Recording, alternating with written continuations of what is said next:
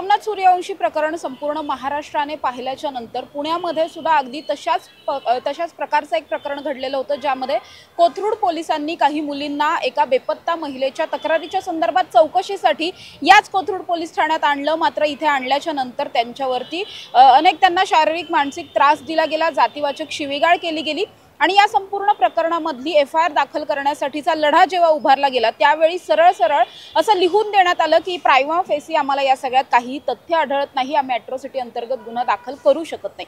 तेव्हापासून खरं तर वंचित बहुजन आघाडीच्या माध्यमातून हा संपूर्ण लढा जो आहे तो उभारला गेला होता। या लढ्याला यश आलं ते 2 दिवसांपूर्वी, कारण न्यायालयाने या सगळ्यामध्ये गुन्हा दाखल करण्याची मागणी सुद्धा केली, आदेश सुद्धा दिले आणि त्याच्या सगळ्याच्या नंतर आता आज आपण बघतोय की हा FIR जो आहे तो झालेला आहे। पुढच्या काही वेळात FIR ची प्रत सुद्धा हातात येईल, मात्र गुन्हा दाखल झाला हे एक सगळ्यात महत्त्वाचं यश म्हणावं लागेल या सगळ्या प्रकरणातलं। माझ्याबरोबर वकील आहेत, काय सांगाल अरविंद ताडे सर, तुम्ही सगळा हा लढा तुम्ही जवळून पाहिलेला आहे, कोर्टात नेमकी कशा पद्धतीने ही सगळी केस चालली आतापर्यंतची आणि इथून पुढची नेमकी प्रोसिजर कशी आहे? दिनांक 1 ऑगस्ट 2025 च्या दुपारी 2:30 वाजल्यापासून हा सगळा प्रकार घडला। 1 तारखेला या मुलींवरती अन्याय अत्याचार पोलीस अधिकाऱ्यांकडून कर्मचाऱ्यांकडून करण्यात आला। त्याची दाद 1 तारखेलाच रात्री 2 वाजेपर्यंत याच कोथरूड पोलीस स्टेशनमध्ये साधा FIR करा असं त्या पीडित महिला आणि आम्ही सगळे सांगत होतो, तो केला गेला नाही। 2 ऑगस्टला किमान MLC करण्यासाठी आम्हाला डॉक्युमेंट द्या, MLC करायला ससूनला पाठवा, तरी पोलीस प्रशासनाने आम्हाला दाद दिली नाही। त्यानंतर 3 ऑगस्ट 2025 रोजी सकाळी 10:30 वाजल्यापासून रात्री 3:30 वाजेपर्यंत पोलीस आयुक्त कार्यालय पुणे शहरामध्ये आम्ही सगळे ह्या पीडित मुली असतील, वंचित बहुजन आघाडीचे सगळे पदाधिकारी कार्यकर्ते असतील, सगळे त्या ठिकाणी हजर झालो। त्या दिवशी रात्री 5:30 वाजता आदरणीय ॲडव्होकेट बाळासाहेब आंबेडकरांनी या झोनचे DCP आदरणीय संभाजी कदम सरांना फोन करून सांगितले की या प्रकरणामध्ये गुन्हा नोंद केला पाहिजे। त्यानंतर आदरणीय अंजलीताई आंबेडकर, सुजादादा आंबेडकर दुपारी 2:30 वाजल्यापासून तर रात्री 3:30 वाजेपर्यंत त्या पोलीस CP ऑफिसला हजर होते, परंतु तरी गुन्हा दाखल झाला नाही।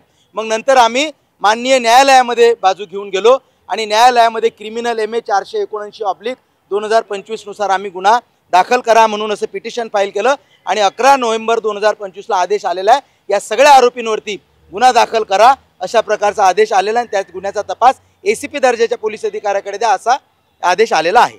या FIR मध्ये आता नेमकं काय काय म्हटलेलं आहे आणि कोणत्या स्वरूपाचे गुन्हे यात दाखल करण्यात आले? या FIR मध्ये सेक्शन फॉर डॅकॉइटी असेल, किडनॅपिंग असेल, क्रिमिनल ट्रेसपास असेल, विनयभंग असेल आणि atrocity section 31R, 31S, 31W, 12 या सेक्शन अंतर्गत गुन्हा दाखल झालेला आहे। या सगळ्या प्रकरणामध्ये जर आपण बघितलं तर सुरुवातीपासून पोलीस जे आहेत ते कुठेतरी भक्षक बनलेले होते आणि तशा अनुषंगाने त्यांची संपूर्ण प्रक्रिया राहिली। स्वतः पोलीस आयुक्त सुद्धा तुम्हाला भेटले नाहीत, इतकं दिवसभर तुम्ही रात्रभर सुद्धा बसून होतात, काय? पोलीस अधिकारी भेटले, परंतु पोलीस अधिकाऱ्यांनी उलट आम्हालाच एक पत्र दिलं की या प्रकरणामध्ये कुठलंही तथ्य आढळून येत नाही, कॉग्निझन्स दिसत नाही, म्हणून त्या पत्राचं सुद्धा त्या ठिकाणी चुकीच्या पद्धतीने दिलं, म्हणूनच माननीय न्यायालयाने या ठिकाणी त्यांच्यावर गुन्हा दाखल करा अशा प्रकारचे आदेश दिलेले आहेत।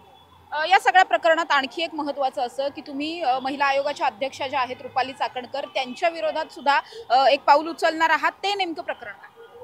महिला आयोगाच्या अध्यक्षा रुपालीताई चाकणकर यांनी त्या पीडित महिला तक्रारदाराचं नाव डिस्क्लोज करायचं नसतं, परंतु ते नाव त्यांनी त्यांच्या ट्विटरवरून ते नाव त्या ठिकाणी दिलेलं आहे। त्या पीडितेची जी आयडेंटिफिकेशन आहे ते सांगायचं नसतं, परंतु तो पण गुन्हा त्यांनी त्या ठिकाणी केलेला आहे। म्हणून महिला आयोगाच्या अध्यक्षा रुपालीताई चाकणकर यांच्या विरोधामध्ये सुद्धा कायदेशीर लढाई आदरणीय बाळासाहेब आंबेडकरांचं मार्गदर्शन घेऊन आम्ही कायदेशीर लढाई लढणार आहोत, हे पण तुमच्या माध्यमातून सांगतोय। आता या प्रकरणात सगळ्यात महत्त्वाचा विषय असा की मुळात प्रेमा पाटील या ज्या पोलीस ऑफिसर आहेत त्या या सगळ्याच्या नंतर चर्चेत आला, त्यांना प्रमोशन सुद्धा मिळालं आणि विशेष म्हणजे या प्रकरणातले जवळपास सर्वच आरोपी हे पोलीस अधिकारी आहेत। ते पोलीस अधिकारी असताना हा सगळा पोलिसांकडून केला जाणारा तपास खरंच निष्पक्षपाती होईल असं वाटतं? पोलिसांकडून तपास निष्पक्षपाती होणार नाही असं जरी वाटलं तरी ह्या गुन्ह्याचा तपास ACP दर्जाच्या अधिकाऱ्यांकडे दिलेला आहे, त्यांना तो तपास नीट करावाच लागणार आहे, कारण ह्या तपासावर आम्ही सगळे वकील मंडळी कटाक्षाने लक्ष ठेवून असणार आहोत। हा तपास योग्य करून या सगळ्या आरोपींना बिहाइंड द बार पाठवेपर्यंत आम्ही वंचित बहुजन आघाडीची वकील टीम ह्या तक्रारदार महिलेच्या सोबत कायमस्वरूपी असणार आहोत। पण हे जे पोलीस ऑफिसर आहेत त्यांच्या निलंबनाची मागणी करताय का? कारण ते जर ड्युटीवर असतील तर कुठेतरी या सगळ्या केसवर प्रभाव पडू शकतो या सगळ्याचा। केवळ या पोलीस अधिकारी कर्मचाऱ्यांचे निलंबन नव्हे तर यांना बडतर्फ सुद्धा करावं लागणार आहे, कारण त्यांना बडतर्फ केल्याशिवाय हा तपास फेअर होणार नाही असं मला वाटतं। माझ्याबरोबर श्वेता पाटील सुद्धा आहेत. ताई, तू स्वतः या सगळ्या प्रकरणामध्ये पहिल्यापासून ॲक्टिव्ह होतीस, म्हणजे अगदी वकील येण्याच्या आधीपासून तू ॲक्टिव्ह होतीस. आता जेव्हा या प्रकरणामधला गुन्हा दाखल झालेला आहे, तुझ्या नेमक्या भावना? खरं तर थोडंसं रिलीफ मिळालं आहे, पण मला असं वाटतं की अर्धीच लढाई आहे. म्हणजे नुसतं FIR दाखल करून घेण्यासाठी एवढं लढावं लागलं, एवढ्या व्यवस्थेविरोधात लढावं लागलं. तर मला हे मान्यच आहे की म्हणजे मला आम्ही हे मानूनच चाललो आहे की पुढची लढाई पण अवघडच असणार आहे, पण आम्ही लढू. म्हणजे निदान इथपर्यंत आलो आहे आणि काहीच होऊ शकत नाही असं जे वाटत होतं पोलिसांना ते तर काही झालेलं नाही. निदान गुन्हे दाखल झाले. पुढची लढाई न्यायव्यवस्थेवर आमचा विश्वास आहे, पुढची लढाई लढू. या सगळ्यामध्ये महिला आयोगाच्या ज्या अध्यक्ष आहेत त्यांची सुद्धा भूमिका जरा खरं तर संशयास्पद वाटलेली आहे. त्यांनी नेमकं काय केलं? तुम्ही त्यांच्यावरती पण काहीतरी ॲक्शन घेण्यात? त्यांना आम्ही तक्रार दाखल केली होती, त्याचा त्यांनी आम्हाला तर काही सपोर्ट केलाच नाही. पण त्यांनी ते ट्विट केलं पीडितेच्या नावाने. मग आम्ही त्यांना ईमेल केला, तिने स्वतः ईमेल केला की माझं नाव काढा आणि हे खूप गंभीर गुन्हे नियमात हे बसत नाही. तरी त्यांनी ते ट्विट आजदा काय डिलीट केलेलं नाही. 3 महिने झाले त्या गोष्टीला. त्यांनी पीडितेला उलट मानसिक त्रासच दिलाय. म्हणजे त्या आमच्या बाजूने उभ्या राहिल्याच नाहीयेत. त्यांचं काम होतं न्यायाच्या हक्काच्या बाजूने उभं राहणं, महिला आयोग म्हणून त्या उभ्या राहिल्या नाहीयेत. उलट त्यांनी पीडितेला जेवढा मानसिक त्रास देतात त्यांच्या ट्विटमुळे तेवढा मानसिक त्रास झालाय. तुम्ही ट्विट आज पण जाऊन चेक करू शकता. या सगळ्यानंतर त्यांच्यावर कुठल्या कारवाईची मागणी करणार आहे? आम्ही योग्य त्या ठिकाणी न्याय मागायला जाऊ. जर त्यांच्यावर गुन्हा दाखल करता होत असेल तर तो पण करू. पण आम्ही म्हणजे असं नाही ना होऊ शकत की तुम्ही काहीतरी गुन्हा करताय, तुम्ही काहीतरी वागून जाताय, पण तुम्ही महिला आयोगाचे अध्यक्ष आहेत वगैरे वगैरे आणि म्हणून तुम्ही सुटून जाल, असं नाही होऊ शकत. तुम्ही चुकीचं वागलाय तर तुम्हाला त्याच्यासाठी तुम्हाला त्याचं हे द्यावं लागेल, जबाब द्यावाच लागेल.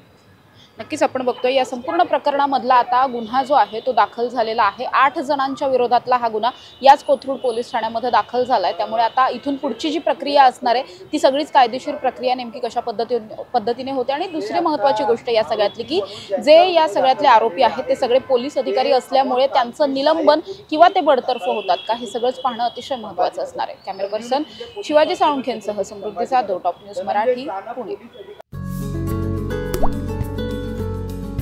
आता जोकासू STP या अत्याधुनिक जॅपनीज तंत्रज्ञानाने सुसज्ज, quick installation, energy efficient, noiseless blowers, low maintenance या आणि अशा वैशिष्ट्यांनी परिपूर्ण जोकासू STP तंत्रज्ञान प्रकल्प उभारणीपासून ते विक्री पश्चात समाधानकारक सेवा देणारी, भारताबरोबरच परदेशात देखील प्रकल्पांची यशस्वी उभारणी करणारी company Deccan water treatment private limited.